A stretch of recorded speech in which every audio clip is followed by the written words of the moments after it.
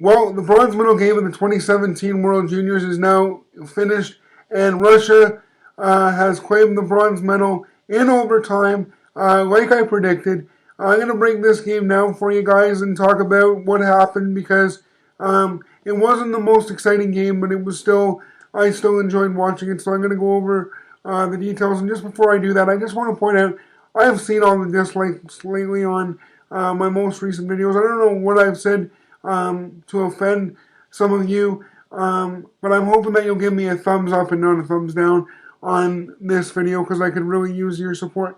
So let's talk a little Russia and Sweden. Early on, Sweden was all over Russia. They were the aggressors early. The game was not back and forth, and it did not have a frantic pace like I thought it would. It seemed a little bit chippy to me, actually. Nevertheless, Sweden was, the aggressor early in terms of shots on goal. They were out shooting Russia 18-5 at one point, and Russia still got on the board early. They got on the board first early in the second period, and Kirill Kaprizov again was the catalyst for that goal. Heart and soul of the Russian team. Next to Ilya Samsonov, who was amazing, keeping the Russians in the game. Stopped, I believe it was close to 40 shots. I know it was 36 at one point. I'm not sure if he got up to 40 or not.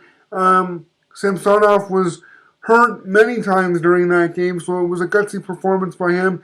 And on Sweden's side of things, yes, they were aggressive early, but they compared to other games in this tournament, they just were lacking something in this game. I don't know what it was. Not saying they played poorly, but they couldn't finish. They were close to scoring late in the third period, but they couldn't beat the Russian defender who just kept the puck out of the net. And in overtime, it was just a bad giveaway.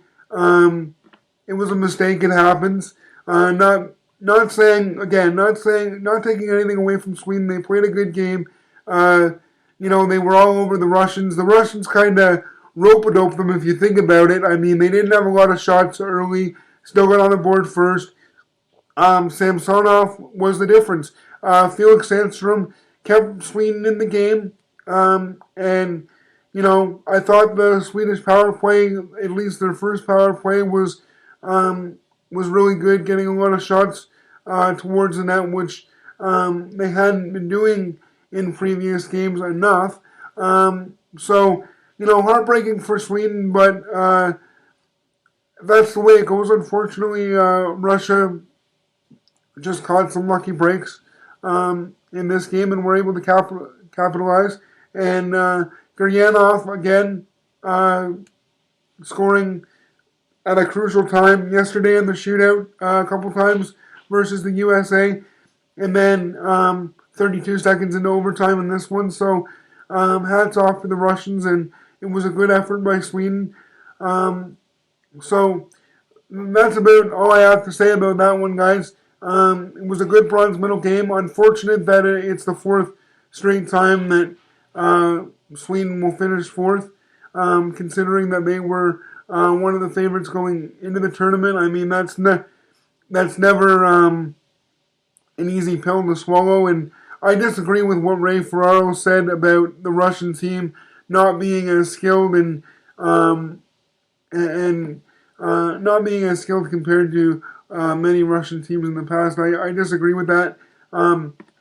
Maybe not as physical as they could have been, but definitely, in my opinion, they didn't lack skill, and neither did the Swedes. I mean, Sweden had a good team, and they were one of the pre-tournament favorites for a reason, and it just kind of got away from them in the latter part of the tournament. It happened to Canada last year. It happened to Finland this year. It happens. But that's pretty much all I have to say, guys. Hope you enjoyed this video, and again, I hope you'll give me a thumbs up and show me some love and not give me so many dislikes. But let's look forward to the gold medal game now. I will be doing another video later on tonight. It might not be until a little bit after the game ends, at least depending on when I can get it done. But I will see you in the next video.